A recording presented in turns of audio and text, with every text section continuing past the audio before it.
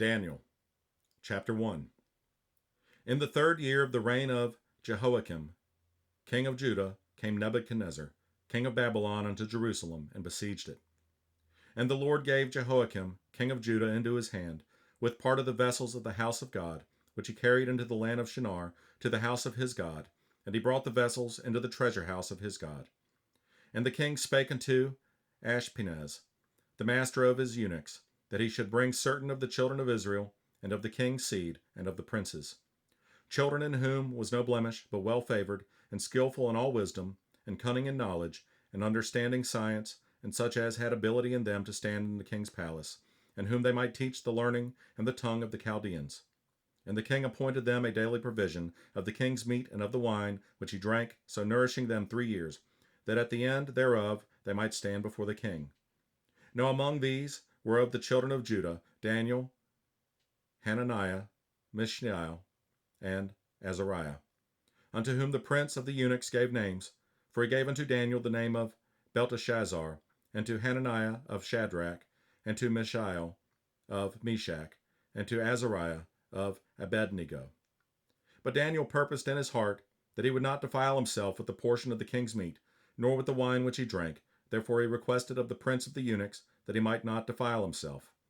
Now God had brought Daniel into favor and tender love with the prince of the eunuchs.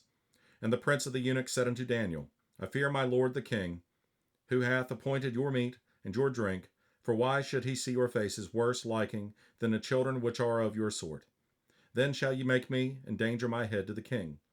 Then said Daniel to Melzar, whom the prince of the eunuchs had set over Daniel, Hananiah, Mishael, and Azariah, prove thy servants, I beseech thee, 10 days, and let them give us pulse to eat and water to drink.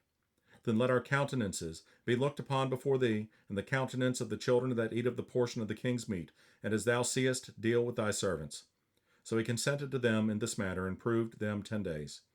And at the end of 10 days their countenances appeared fairer and fatter in flesh than all the children which did eat the portion of the king's meat. Thus Melzar took away the portion of their meat, and the wine that they should drink, and gave them pulse. As for these 4 children, God gave them knowledge, and skill in all learning and wisdom, and Daniel had understanding in all visions and dreams. Now at the end of the days that the king had said he should bring them in, then the prince of the eunuchs brought them in before Nebuchadnezzar. And the king communed with them, and among them all was found none like Daniel, Hananiah, Mishael, and Azariah. Therefore stood they before the king. And in all matters of wisdom and understanding, that the king inquired of them, he found them 10 times better than all the magicians and astrologers that were in all his realm. And Daniel continued even unto the 1st year of King Cyrus.